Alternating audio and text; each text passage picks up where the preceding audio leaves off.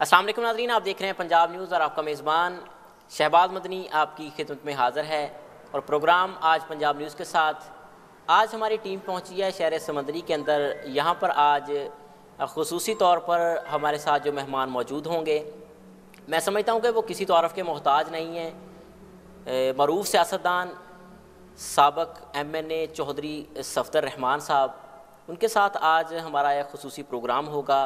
उनके साथ कुछ सियासी सवालात किए जाएंगे और उनकी लाइफ के मुतल्लिक़ भी उनसे कुछ पूछा जाएगा। तो हमारे साथ प्रोग्राम में आज के वो मौजूद रहेंगे। जी, वेलकम करते हैं चौधरी साहब आपको प्रोग्राम में। बहुत शुक्रिया आपका कि आपने अपना कीमती टाइम आज पंजाब न्यूज़ को दिया।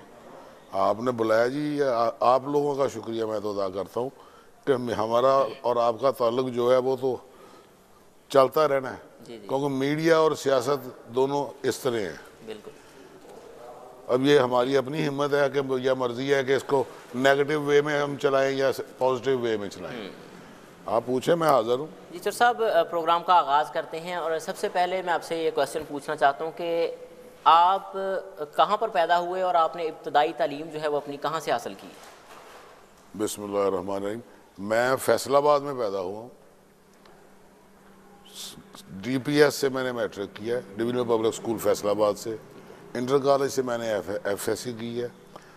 उसके बाद मैंने वैसे तो मैंने हवाई यूनिवर्सिटी है अमेरिकन, ऑनलाइन स्टडी करके वहाँ से BSc किया था।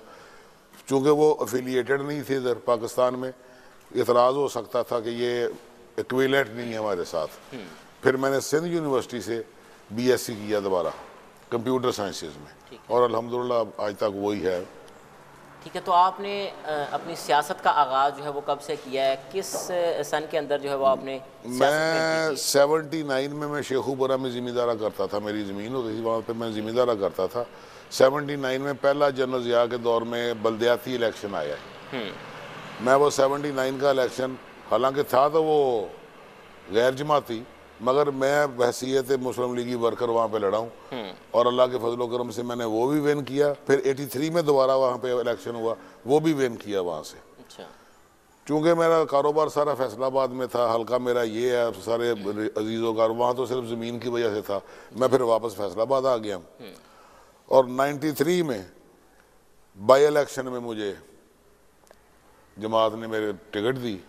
जिस वक्त हमारी कोई टिकट लेने को तैयार नहीं था, कि ऊपर भी पीपल्स पार्टी की हुकूमत थी, सूबाई भी पीपल्स पार्टी की हुकूमत थी, और अल्लाह ताला ने फजलो करम से हल्का की अवाम ने जो मेरा साथ दिया कि उस दौर में जब ऊपर और नीचे दोनों ऑपोजिशन थी हमारी, उस वक्त मुझे 45,000 वोट मिला।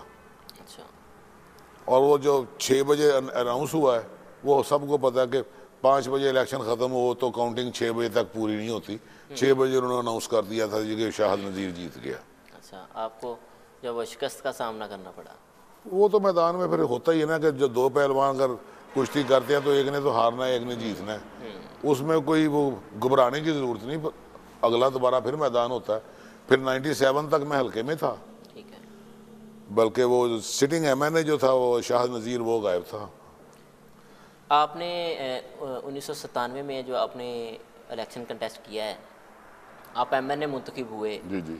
और MNA मुंतखब होने के बाद जो है वो आपने हल्के की आवाम जो है वो उनकी उम्मीदों पर जो है वो आप किस कदर पूरा उतरे और उनकी क्या डिमांड जो आपने पूरी की? देखिए जी, अल्लाह ताला के फजलो करम से 97 में जब इलेक्शन हुआ तो पंजाब में सबसे ज़्यादा लीड भी इस हल्के ने मुझे दी पंजाब में, और ये प्यार मैं आज तक नहीं भूला। और वो मैं अब भी जा रहा हूँ अगर तो वो मुझे वही रिस्पांस मिल रहा है और वही प्यार।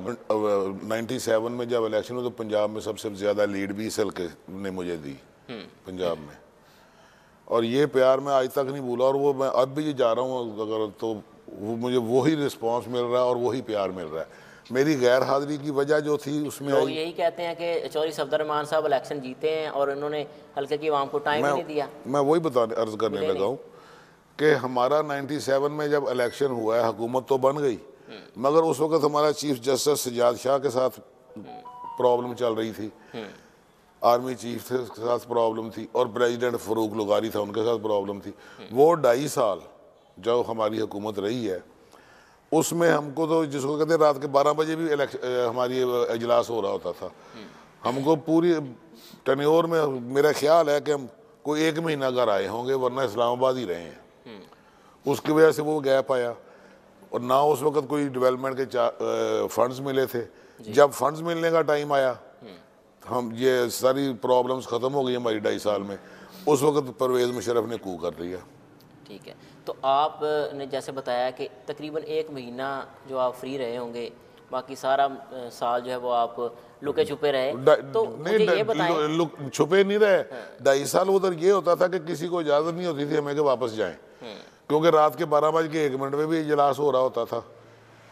12 बजे लेकिन से जो हल्के पहले की आवाम है जो वोट देकर आपको मुंतखब करती है, आपको MNA या MPA बनाती है, उनका इस चीज़ में क्या कसूर है? वो कहाँ पे जाएं? आपके मुतबादल यहाँ पर कौन बैठा हुआ था आपके ऑफिस में जो लोगों की बातें सुनता? यहाँ पे 2 MPAs थे हमारे उस वक्त।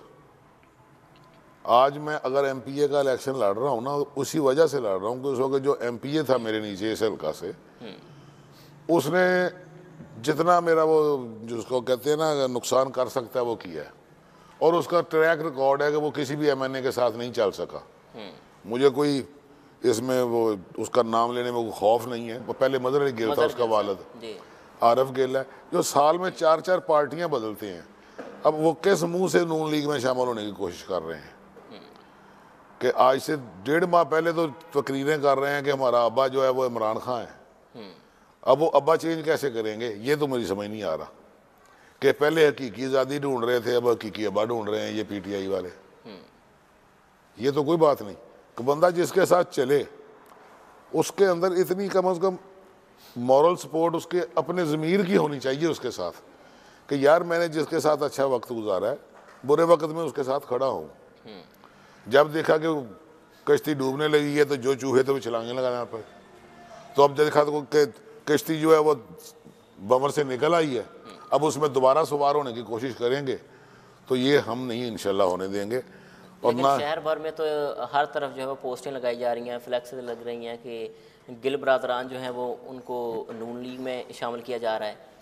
कौन कर रहा है ये तो बताएं ना। अभी तक तो प्रेस कॉन्फ्रेंस नहीं वो कर सके। अभी तक उन्होंने प्रेस कॉन्फ्रेंस तो नहीं की, लेकिन जो उनके सपोर्टर्स हैं वो ये सपोर्टर्स सोशल मीडिया पे पूरी तशहीर कर रहे हैं। बात यह है कि सोशल मीडिया ने इलेक्शन नहीं लड़ना, इलेक्शन पर्ची ने लड़ना है, जिसने को शेर पे ठप्पा लगने के बाद वो लड़ना है।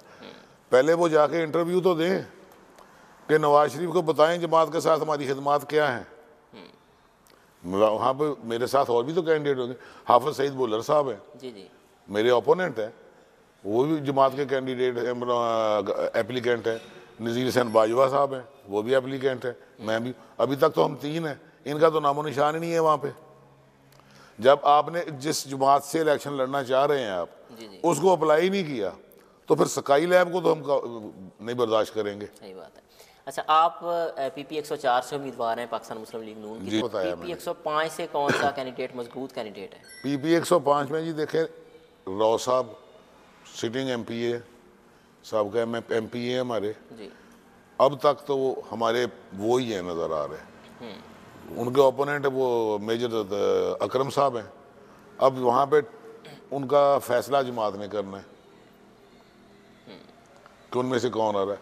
हम 3 हैं, हम में से भी जमात में ने फैसला करना है कि पार्टी के लिए खिदमत क्या है, पार्टी की एफिलिएशन किसकी ज़्यादा है, तो उनको हमसे ज़्यादा पता है सारा कुछ। अच्छा, जब यह टिकट दिया जाता है तो जस्ट पार्टी की खिदमत देखी जाती हैं या लोगों की खिदमत भी देखी जाती है कि इन्होंने हल्के के लोगों की खिदमत जो है वो किस कदर? बिल्कुल देखा जाता है, क्यों नहीं देखा जाता। ठीक है, तो आपने इलेक्शन कंटेस्ट किया, विन भी किया, तो कौन से ऐसे मसाइल थे लोगों के जिनको आपने हल करना फौरी फ़र्ज समझा कि इनको फौरी तौर पे हल किया जाए, क्योंकि लोगों ने आपको इतनी इज्जतें दी हैं, आपको MNA बनाया है, तो कौन से मसाइल आपने हल किए हल्के में आकर? हमारे मसाइल जितने भी हैं ना रूरल एरियाज़ के ख़ास तौर पे, हाँ जी, ये सूबाई लेवल तक के हैं, क्योंकि MNA के पास क्या सिर्फ 2 महकमे होते हैं वो बाकी, एक वापडा, एक टेलीफोन, एक सुई गैस। ये जो समुद्री में सुई गैस लगी है ना, ये मेरे दौर की मंजूर हुई है। इसका 5 करोड़ रुपया बजट फंड जो है वो मैंने रिलीज करवाया। लेकिन ये राना फारूक सईद नहीं, वो उन्होंने मंजूरी करवाई है। गलत बात है। उसका तो शायद लेटर भी अभी मेरे पास पड़ा हो जिसमें मुझे वो 5 करोड़ रुपए की अप्रूवल का आया था कि ये समुद्री के लिए दिए। इसके लिए जो समुद्री की क्या कहते हैं NOC सारे मैंने इशू करवा के दिए हैं। अच्छा। ये तो राना फरूक साहब के दौर अंडर जो एक MPA था क्या कासम जिया, कासिम भैया। वो जब आया उस वक्त उन्होंने पाइप उठवा दिए थे, वरना तो पाइप नाड़ा डाड़ा पड़े थे। लेकिन ये राना फारूक साहब ने एक प्रेस कॉन्फ्रेंस की थी, उन्होंने बाकायदा तौर पर ये लेटर जो है वो शो करवाया था मीडिया के सामने कि ये जो सुई गैस का मंसूबा समंदरी में आया है, ये इसको मंजूर करवाने वाले जो राना फारूक साहब हैं उनकी काविशों से ये वो समुद्री की आवाम कह गैस सकते, कहने को जो मर्जी कह सकता है, जहाँ के सुई गैस के महकमे से निकलवा ले रिकॉर्ड कि ये मैंने मंजूर करवाया था। और ये DPS जो स्कूल है जिसका नाम इन्होंने भुट्टो पब्लिक स्कूल रखा था, इसका आखिरी 32 लाख रुपया जो इसको कंप्लीट करने के लिए था वो भी मैंने इशू करवाया था। अच्छा। हालांकि मेरा वो हल्के का था इसलिए, वरना वो सूबाई मसला था। वो मियाँ शहबाज शरीफ साहब से मैंने 32 लाख रुपया इनको रिलीज़ करवा के दिया था जिस पे ये कंप्लीट हुआ था। और उस वक्त इसका नाम भी मैंने चेंज किया था कि ये किसी के नाम पे भी ना, भुट्टो के ना या नवाज शरीफ के नाम पे ना हो, इसका नाम रखा था समुद्री पब्लिक स्कूल मैंने उस वक्त। समुद्री सही है कि उसका बैच भी अच्छा बनता है SPS। जी जी। ये किया था कि किसी शख्सियत के नाम पे ना हो, समुद्री शहर के नाम पे हो। सही है। अच्छा, आप उम्मीदवार हैं मुस्लिम लीग नून से, आप पुरुम्मीद हैं कि आपको टिकट मिल जाएगा। अगर आपको पार्टी टिकट नहीं देती तो फिर आपका क्या लाएअमल होगा? क्या आप आज़ाद हैसियत से इलेक्शन लड़ेंगे या जिसको टिकट मिलेगा उसकी सपोर्ट करेंगे? देखिए जी, पहले तो मुझे अल्लाह ताला के बाद अपनी क़यादत पे भी यकीन है कि जो क्राइटेरिया है पाकिस्तान मुस्लिम लीग नून का, मैं उस पर 100% पूरा उतरता हूँ।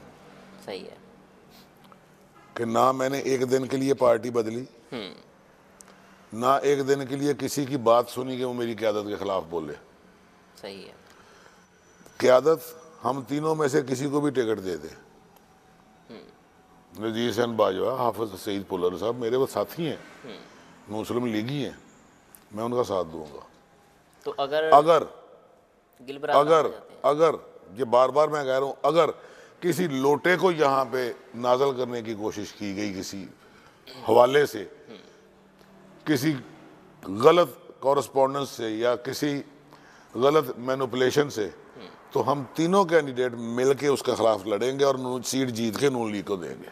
आज़ाद हैसियत से इलेक्शन लड़ेंगे? आज़ाद हैसियत से हम तीनों मिलके लड़ेंगे। अच्छा। हम तीनों में से कौन लड़ेगा ये पता नहीं, कि नज़ीर बाजवा लड़ता है, हाफिज़ सईद बुल्लर लड़ता है या सफदर रहमान लड़ता है। सीट जो है वो नून लीग को देंगे जीत के इंशाअल्लाह ताला बफज़ल खुदा। ये जो इस समुद्री पे नहूसत है ना, ये जो आप कह रहे हैं, अगर उनको पार्टी से की टिकट का इतना ही यकीन है तो फिर गिल ग्रुप क्या हुआ? मैं नहीं लिख सकता चौधरी ग्रुप, राव नहीं लिख सकता राव ग्रुप, शहबाज बाबा नहीं लिख सकता गुजर ग्रुप, फिर गिल ग्रुप क्या है? वो अपना एक नाम तो बताने की कोशिश रहे हैं कि हमारे बगैर समुद्री कुछ नहीं है, हालांकि सबसे बड़ी नहूसत ही ये गिल ग्रुप है समुद्री पे। मतलब आपका ये कहना कि अगर गिल बरादरान को टिकट मिलता है? नहीं, गिल बरादरान नहीं, किसी भी लोटे को, गिल की बरादरान की जब और कोई लोटा ले आ जाए, किसी भी लोटे को जिसकी जगह के वॉशरूम में है, अगर उसको टिकट मिलेगा तो हम उसके खिलाफ इलेक्शन लड़ेंगे और तीनों कैंडिडेट मिलकर ही हम एक इलेक्शन लड़ेगा, खर्चा हम सारे इकट्ठे करेंगे। ठीक है। क्या कहते हैं कि जो डेट दी गई है इलेक्शन की, इस तारीख पर जो है वो इलेक्शन हो जाएंगे? जो अब तक का सिनेरियो है कि हमारी पार्टी ने तो टिकट्स के लिए फाइनल डिसीजन की मीटिंग्स भी करनी शुरू कर दी हैं, किसी और पार्टी ने तो शुरू ही नहीं की, क्योंकि उनके पास कैंडिडेट्स ही नहीं है। 80% मुझे यकीन है कि ये 8 फरवरी को इलेक्शन होंगे।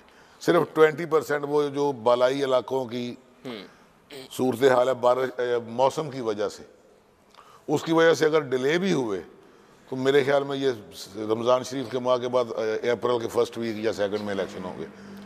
80% ये 8 फरवरी को ही होंगे। कैसी तैयारियां जा रही हैं आपकी इलेक्शन की? इलेक्शन की आमद है, नज़दीक आ रहा है, तो जारी बात है कि बड़ा टफ मुकाबला होगा। क्या कहते हैं, किस कदर आप जो है वो तैयार हैं, एग्री हैं इलेक्शन कंटेस्ट करने के? हम तैयार हैं, तो हल्के में फिर रहे हैं। देखिए, ये जो सोशल मीडिया या अखबारों पे खबरें लगा के, तस्वीरें लगा के 10 बंदे खड़े करके, मैं इन चीज़ों का कायल नहीं हूँ, मगर आज एक रिवाज बन गया जिसकी वजह से लड़के बना खींचते हो। मैंने कभी भी अपने आज तक फ़ोटो शूट नहीं करवाया, 93 से लेके आज तक कोई मेरी पिक्चर ऐसी नहीं है, वो सब नेचुरल पोजेज हैं कि जो किसी ने खींचिया तो भेज दी हैं। तो अब भी पता चल जाएगा कि क्या है। इलेक्शन में आप हिस्सा ले और रहे हैं। जिनकी ऊंची उड़ान है उनको इंशाअल्लाह ताला बताएंगे कि ऊंची उड़ान क्या होती है, और उसको वो जो हर छतरी पे बैठते हैं ना कबूतर, कि असल छतरी किसकी है और वो कौन बैठा है उस पर, ये बताएंगे इंशाअल्लाह 8 बजे। अच्छा, आप समुद्री से इलेक्शन तो लड़ रहे हैं, आपका डेरा समुद्री में कहाँ पर है? ये क्या है? ये समुद्री में मुझे बता दें किसी कैंडिडेट का समुद्री में ऑफिस इतना बड़ा है? किस लिए है?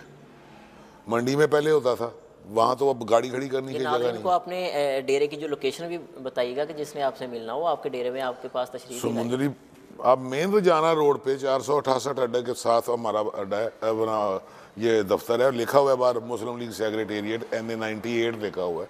इसमें ये नहीं है कि 105 के या 104 के बंदे उस नहीं आ सकते, इसमें पूरे हल्के से आएंगे। जब मुस्लिम लीग के दफ्तर में किसी ने आना तो हमारा फर्ज है, अल्लाह ताला हमें कामयाब करे, जो भी सूरत हाल हो कि हम उनकी खिदमत करें। खिदमत करेंगे तो हमारे कायद को वो सलाम करेंगे ना, क्योंकि हम उसके सिपाही हैं नवाज शरीफ के। हमने तो उस दौर में नहीं उसको छोड़ा जिस दौर में परवेज मुशर्रफ के दौर में लोग हमसे हाथ मिलाना जुर्म समझते थे। ये मैं नहीं, पूरी पार्टी भी जानती है, पूरा हल्का भी जानता है, और पूरा पंजाब भी, बल्कि पूरा पाकिस्तान भी जानता है कि 12 अक्टूबर के बाद कौन था जो बेगम कुलसूम नवाज को लेके 14 माह पूरे पाकिस्तान में फिरा है। क्रेन पे कौन उठाया गया? सफदर रहमान था, बेगम कुलसूम नवाज अल्लाह जन्नत के साथ थी, तहमीना दौलताना थी और जावेद हाशमी था। ये 4 बंदे थे उस गाड़ी में सिर्फ। ठीक है, समुद्री से जितने भी कैंडिडेट इलेक्शन कंटेस्ट कर रहे हैं उनकी रहाइश जो है वो समुद्री के अंदर ज़रूरी है। जो वोटर्स कहते हैं कि आपकी जो रहाइश है वो समुद्री में किस जगह है? एक मेरी 480 में है, मेरे ID कार्ड पे भी एड्रेस है मेरे गांव का ही। मगर अब मैंने गांव की बजाय लोग ना कासिम ज़िया साहब की वजह से, जैसे आपने पहले बताया ना, कासिम ज़िया साहब की वजह से लोग बड़े डर गए हैं कि ये हमारे शहर का नहीं है, बाहर से है, पता नहीं आएगा समुद्री में नहीं आएगा, लाहौर बैठेगा वो जाकर। तो इसलिए लाया गया था कि कल को ये पक्का ना हो जाए यहाँ पे। हमारी मुखालफत सिर्फ इसलिए है इस वक्त कि ये कल को MNA का कैंडिडेट ना बन जाए। मैंने MNA शिप करके देख ली हुई है, और इन जो आजकल की MNA शिप है इससे बहुत बेहतर की हुई है अल्हम्दुलिल्लाह। क्योंकि पार्टी के साथ खड़ा होना असल बात होती है कि आप अपने दड़े के साथ खड़े रहें। सियाने कहते हैं कि दड़ा जो है वो आपके धर्म से ज़्यादा मजबूत होना चाहिए। दड़ा मजबूत है तो आप धर्म पे भी रहेंगे। मैं पैदाइशी तौर पे मुस्लिम लीगी हूँ। मेरे grandfather Chaudhry Mohammad Abdullah Jat, biographical encyclopedia of Pakistan जो है उसमें एक नाम मौजूद है, वो यहाँ से 51 में MLA रहे हैं। मेंबर लेजिस्लेटिव असेंबली पूरे मगरबी पाकिस्तान की होती थी। 2013 का इलेक्शन आपने कहाँ से कंटेस्ट किया है? 2013 का यहाँ से किया था? नहीं, 2013 का इलेक्शन जिसको कहते हैं कंटेस्ट नहीं किया, वो एक टिकट मेरे पास थी 2013 की। ये भी आज लोगों को नहीं पता, जिनको मैं बता देता हूँ। मुझे अल्लाह जन्नत के बेगम कुलसूम नवाज साहबा ने बुला के कहा था जी कि चौधरी शरीफ साहब अल्लाह जन्नत नसीब करे उसको फौत हो गए हैं, उनके बेटे के सूबाई पेपर्स नहीं हैं। ये अल्फाज उसको शहबाज बाबर साहब को भी पता है कि उनके बेटे के सूबाई पेपर नहीं है। हम चाहते हैं कि वो भी हमारा साथी था, उसके बेटे को अकोमोडेट कर लें। वो जिंदगी वो दुनिया में नहीं रहा, तो आप ऐसा करें कि आप सूबाई इलेक्शन लड़ लें। मैंने कहा ये फर्क नहीं पड़ता, पार्टी का डिसीजन है। आप अगर चाहते हैं कि मैं सूबाई लड़ लूँ, क्योंकि आपके सूबाई पेपर्स हैं, उन्होंने टिकट मुझे दिया था। ठीक है, मगर टिकट 15 तारीख को उन्होंने अनाउंस करने थे। टिकट का तो फैसला हो उसी दिन हो गया था, मुझे बुला के जब उन्होंने कहा। वहाँ पे जिनको तकलीफ थी वो मैं नाम नहीं लेना चाहता, बड़े बड़े कलगियों वाले हैं। ये वो हैं जिनको हमने तराश के पत्थर के जो सर में बुत बनाया था। ठीक है, अब वही हमको अगर कंकरियाँ मारेंगे तो कोई बात नहीं, अल्लाह तो देख रहा है ना कि मेरे खिलाफ यहाँ से पेपर मेरे एक्सेप्ट हो चुके थे। एतराज़ करना था ना तो यहाँ पे करता कोई। अगर किसी में कोई खराकी जरूरत थी तो मेरे सामने खड़ा होकर एतराज़ करता। वहाँ पे एक प्ली ली गई, जाके एप्लीकेशन देके ट्रिब्यूनल में, वो मुल्तान होता था हमारा ट्रिब्यूनल, कि जी हमने एतराज़ किया। रिटर्निंग अफसर ने कहा कि जी लिख के लाएँ। हालांकि रिटर्निंग अफसर कभी लिख के नहीं मंगवाता, वो एतराज़ जो आप बोलते हैं वो लिख लेता है उस वक्त। हम लिखवाने गए, उसने पीछे से कागज अप्रूव एक्सेप्ट कर लिए। अच्छा। खैर मैं वहाँ पे गया हूँ, जाके केस लड़ता रहा हूँ। वहाँ पे मुझे 16 अप्रैल का नोटिस आया है। रफ़ीक रजवाना साहब जो गवर्नर भी रहे हैं, हमारे सेंटर भी हैं, वो मेरे वकील थे वहाँ पे। पाकिस्तान की तारीख में शायद पहली दफ़ा हुआ है कि आपकी 16 तारीख है और 15 तारीख को आपके खिलाफ फैसला हो जाए। PB 59 होता था उस वक्त। ये जी जी। PB 59 का 15 तारीख को फैसला सुना के मेरे पेपर रिजेक्ट कर दिए गए वहाँ से। हम 16 तारीख को जो हमें नोटिस आया हुआ था पेश हुए हैं। उन्होंने कहा जी PB 59 छोड़ें, आप NA 79 की बात करें। भाई एलिगेशन तो वही है जो PB 59 पे थे, वही NA 79 पे हैं। कौन से नए हैं? आपने जो करना करें। फिर मेरा जो है फैसला रात को सुनाया गया जाके, और उसकी नकल नहीं दी गई मुझे कि ये आगे अपील ना कर सके। बाकी आ गया जी मेरी उसका डिग्री का। मैंने कहा सर उस ये डिग्री का वो एडिशनल रजिस्ट्रार रिकॉर्ड लेके यूनिवर्सिटी का मौजूद है। नंबर तो एक सवाल मेरे जहन में, वो आप बता सकते हैं योर ऑनर कि मैं नहीं, मुझे नहीं पता कि अगर मेरी इतला के मुताबिक पंजाब यूनिवर्सिटी के 2010 के जो BA के एग्ज़ाम हुए हैं जी। उनके प्रोविजनल मार्कशीट तो हैं हमारे पास। आज 2013 जा रहा है, डिग्री नहीं है। अगर आज डिग्री इशू होगी तो उस पर डेट आज की लिखी जाएगी या 2010 की लिखी जाएगी, ये आप क्लैरिफाई कर सकते, मैं नहीं कर सकता। आपकी डिग्री पे तो डेट मतलब वही मेंशन होगी ना। उन्होंने कही ऑब्वियसली डिग्री आज की लिखी जाएगी डेट, जी एग्ज़ाम 2010 का लिखा जाएगा। बिल्कुल। तो मैंने कही यही है। उन तीनों जजेस ने आपस में मशवरा किया, उन्होंने कही जाकर इलेक्शन लड़ो। अच्छा। 1 मई को चूँकि होता है लेबर डे, छुट्टी थी। बिल्कुल। 2 मई को फाइलें अंदर गई, साइन होके आया। 3 मई को वो हमको मिला, उसका इलेक्शन कमीशन को गया, वहाँ से घूम घुमा के 4 मई को यहाँ पे पहुँचा रिटर्निंग ऑफिसर के पास। अच्छा। यहाँ से आके उसको मैंने कहा यार निशान दे दो, क्या है? उसने निशान दिया मुझे खरगोश। मकसद उसका क्या? असल बात ना इस सारी कहानी का जो ना लुबे लब्बा वो इस बात पे आता है कि क्यों मैंने वो पेपर्स नहीं विड्रॉ किए, जमा करवाया, फ्लैक्सेस लगवाई कि 9 मई को कंपेन्स ख़त्म हो जानी थी। 11 मई को इलेक्शन था जी। 9 मई को कंपेन ख़त्म होनी थी। कोई भी जी शऊर बंदा ये बता दे कि 4 दिन में इलेक्शन लड़ा जा सकता है, पॉसिबल ही नहीं है। उसकी एक ही वजह थी कि मैं पूरे हलके के लोगों को कैसे जाके बताता, क्लैरिफाई करता कि मेरे पेपर्स वैलिड हैं। फ्लैक्सेस बनवाई, सारे हलके में लगा दी, किसी से वोट नहीं मांगा।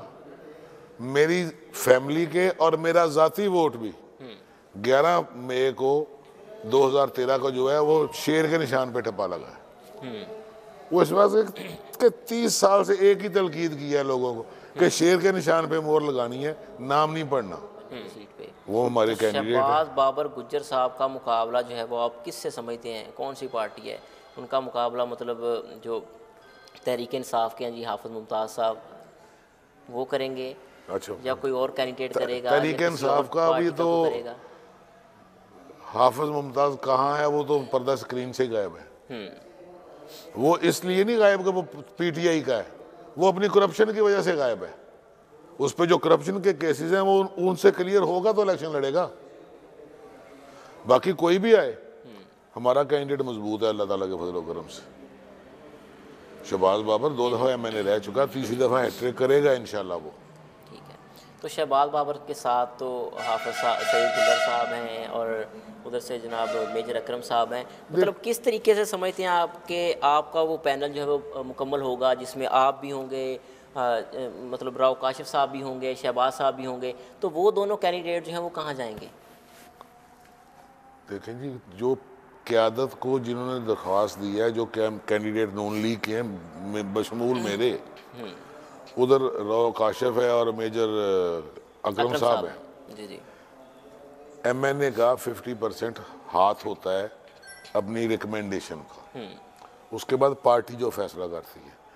तो हमारे तो ये चक्कर ही कोई नहीं है इधर 104 में। तो हम तो खुद कह रहे हैं, हाफिज सईद भी ये कह रहा है, मैं भी यही कह रहा हूँ कि हम तीनों में से जिसको मर्जी दे दे। ठीक है। अच्छा मुझे ये बताएं, मगर लोटा काबिल कबूल नहीं होगा, ये फिर कह रहा हूँ। अच्छा हाँ, ये हमारी क्लियर कट पब्लिकली भी और पार्टी के भी इंटरव्यू में भी यही जवाब होगा मेरा। इधर फैसलाबाद में चौधरी जाफर इकबाल साहब आए थे, हमारे डिस्ट्रिक्ट कोऑर्डिनेटर थे, उनको भी मैंने कहा था, मैंने कहा सर ये चीज़ है, इस पे हमसे कल हमारे साथ कल को कोई गिला ना कीजिए। ठीक है। अच्छा मुझे थोड़ा सा अच्छा देखा जाता है चौधरी साहब कि कोई भी सियासतदान आता है इलेक्शन से पहले, जब कोई भी दिहाड़ीदार भी आए ना, खड़े होकर उसको गले लगाते हैं, आए जी चौधरी साहब बैठें, चाय लाएं आपके लिए, ये करें। लेकिन जैसे ही इलेक्शन जीत जाते हैं तो वो दिहाड़ीदार की बात तो कहाँ सुननी, वो बड़े बड़े जो लैंडलॉर्ड आदमी हैं, ये बात उनकी बातें भी आपकी नहीं यहाँ सुननी। पे मैं गलत करूँगा। लेकिन समुद्री की तारीख ने ये साबित किया है। समुद्री की तारीख का मुझे बाकी नहीं पता। मेरा ऑफिस में अगर गैर हाजिर भी था, चलता रहा, दोस्त आते थे, जो लोग आते थे उनकी इज्जत भी होती थी और उनको चाय पानी भी मिलता था। ये कोई बंदा नहीं कह सकता कि जब तक मेरा ऑफिस चला है किसी बंदे के साथ बदतमीजी हुई है। अगर किसी पैसे का लेन देन हुआ है तो वो मजहर अली गिल ने किया है, वो पैसे लेता रहा, क्योंकि उसका काम ही ये है कि जिस एमएनए के वो नीचे लड़ता है उसकी वो जड़ें काटता है। हालांकि उसके अपना गेल की आड़त थी, वो वहाँ पे क्यों नहीं बैठा जाके? उसके करिंदों के पैसे तो लोगों से लेके मैं दौड़ाता रहा हूँ, जो सरकारी अफसरान को जो लेते हुए कि इंतकाल करने का 40,000 दे दो तो मिलता 32,500 वापस आते कि वो बाकी कहाँ हैं जी? वो उसके बंदे के पास है, थाने से लेके वापस दिए, बाकी कहाँ हैं? उसके पास है।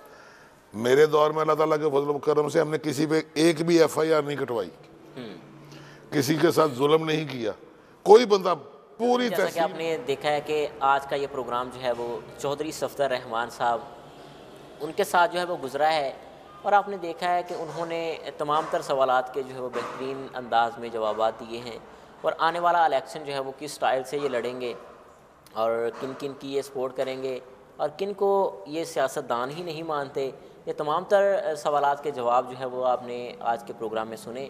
मैं उम्मीद करता हूँ कि आज का प्रोग्राम आपको पसंद आया होगा। अगले प्रोग्राम तक मुझे और मेरी टीम को दीजिए इजाज़त। अल्लाह निगहबान। पाकिस्तान जिंदाबाद।